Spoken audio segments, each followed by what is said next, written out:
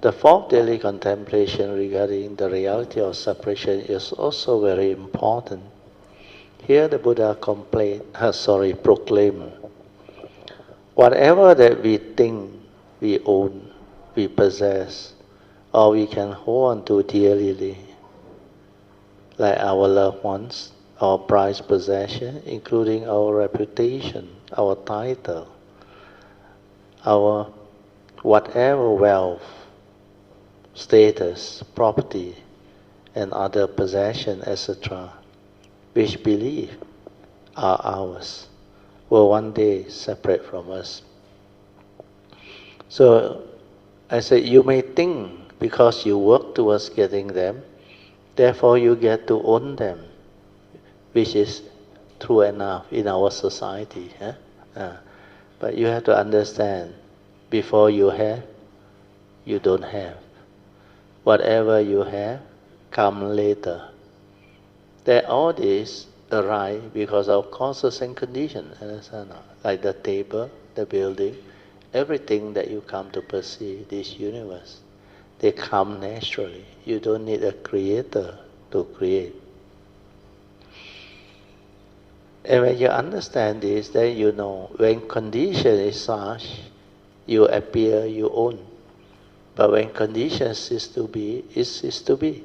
So one moment you may own, next moment something happens, you are no longer the owner. Sometimes your entity lost, your breath stopped, finished. You cannot own anything. Because our society say, when you die, everything that you own become your, what is it? You have to pass down as your inheritance. Because nobody can take it anymore. You don't own it anymore. Then there are inheritance law.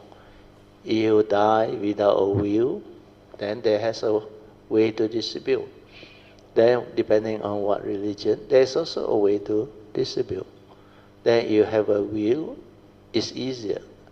You can appoint executor, like for Malaysia. Then you can execute to release your whatever property or asset that you have before you die. So these are the conditions. So when you understand, you are not deluded. Okay, then I read on. But all these, like the Buddha said, they are not reliable or dependable because they are all dependent, originating, condition arising, and causal phenomena.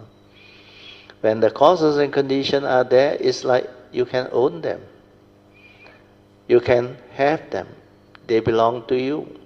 But when the causes and conditions are no more, it will separate from you.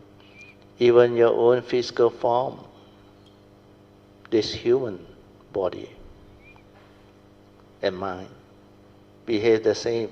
Because finally, when the breath stops, your entity erased, your identity no more, separation will still occur. Our society say you die. So what is there?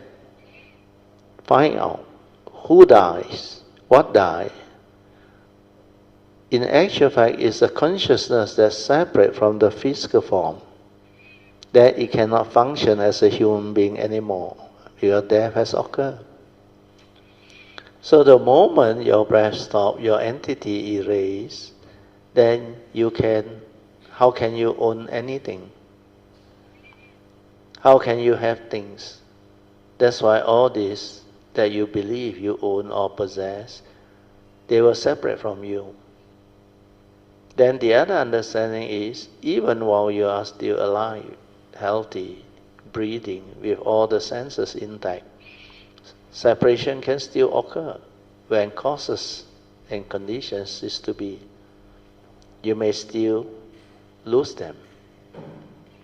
Take, for example, your wealth, your prized possession, your loved one, your whatever title and honor, etc.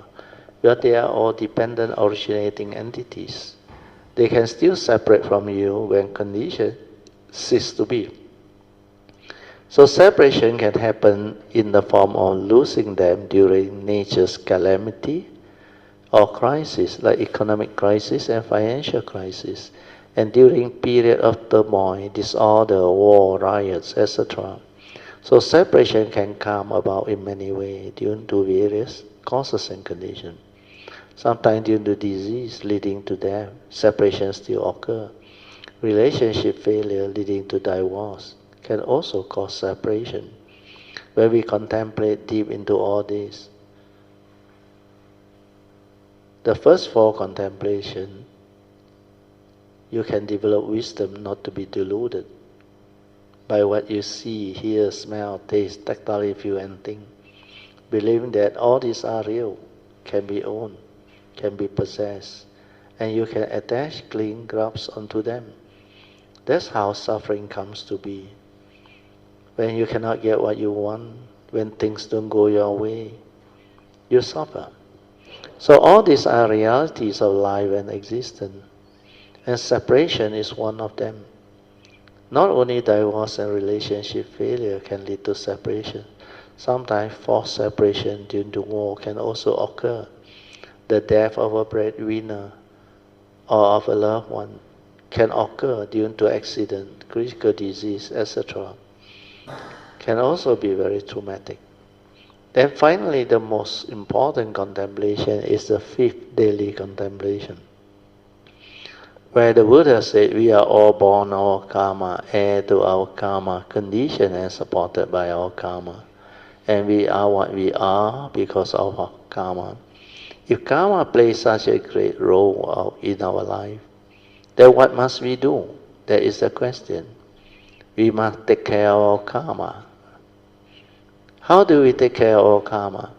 You must avoid all evil, do good, and purify your mind. That's how the advice of the Buddha, via Dhammapada verse 183, comes to be. That is how the teachings of the Buddha comes about. So all these are the key, essential Dhamma, important Dhamma. That's why the Buddha said every day you must contemplate until this understanding goes in, become a part of your stable understanding. Then when you confront them, you will not be affected. So life, existence, has its own reality. And when these realities of life and existence arise, if you have the wisdom, then you can confront them without suffering, without any delusion. That's what life is all about. Otherwise you suffer. Like we morning chanting, we chant. All these words that the Buddha used is very important. He said, we are all bound by what? Bound by what? Suffering. Obstructed by suffering. And what are they? We are bound by birth, old age, sickness and death, separation from our loved one. When you are with people whom you don't like, when things don't go your way. In short, it's due to your 5 aggregates of grasping, born of your delusion, the condition you're suffering. So this final summary is very important. Once you understand them, you're free. So all these teaching, they are there. But the only thing that I realize the Buddhist community failed to move it further so that it can be understood clearly to apply it in real life. Not as a theory and a knowledge. Then when the time comes, most people panic, understand not? They develop all the grief, the sorrow, the despair, the sadness. Then they project their thought. So all these are the realities. If you cannot understand the Dhamma, you will go the way of heedless being. You suffer a lot. You panic, you fear. There's a lot of despair, deep unhappiness. Then all this haunt you. Your life is like completely disrupted. Then when you confront them without wisdom and understanding, your life becomes miserable. So all this is what society can offer. It can evolve and it can create this type of world, this type of era and society. That's why as we go through the decade, we see the transformation, the changes. And this is why our conditioned world is a world of activity that continuously flow in a state of flux, evolving, evolving, evolving.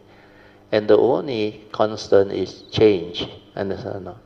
Leading to impermanence.